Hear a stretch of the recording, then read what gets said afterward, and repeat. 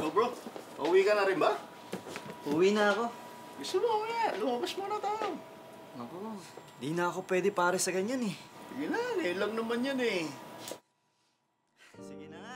Lumaking isang Kristiyano si Nery. Sa kabila noon, nahatak pa rin siya ng tukso.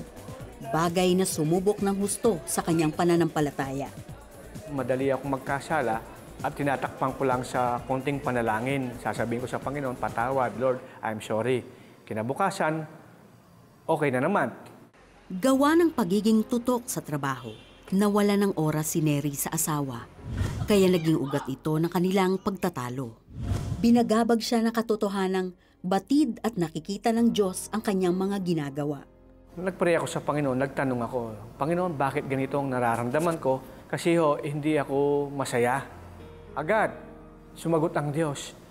Hindi ako napiplis sa buhay mo. Sabi niya, umiyak na ako. Ang gusto ng Diyos, mag-function tayo ayon sa pagkadesenyo sa atin ng Diyos.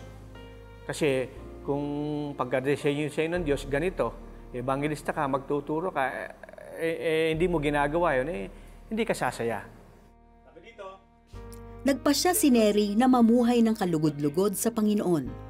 Pumasok siya sa isang Bible school bilang pagsunod sa tawag sa kanya ng Diyos na maging pastor.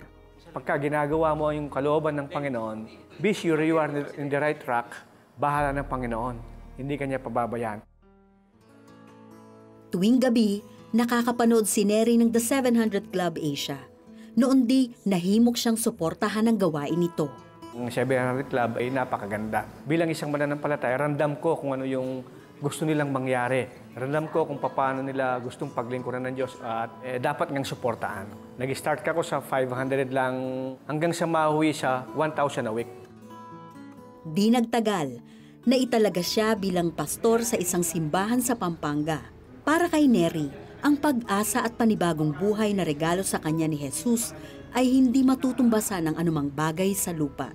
Kasabay ng kanyang paglilingkod, si Nery ay pinagkalooban ng Diyos ng negosyong desktop airplane models. Karamihan sa kanilang mga produkto ay iniluluwas nila sa ibang bansa. You cannot outgive God. Alam niya kung anong pangarap mo. Ibibigay niya yung nasa ng puso mo.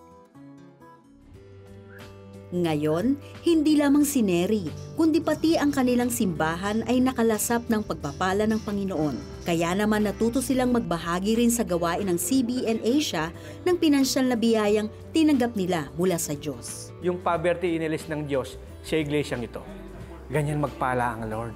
Ang sabi sa Psalms, and the blessings of God will overtake you.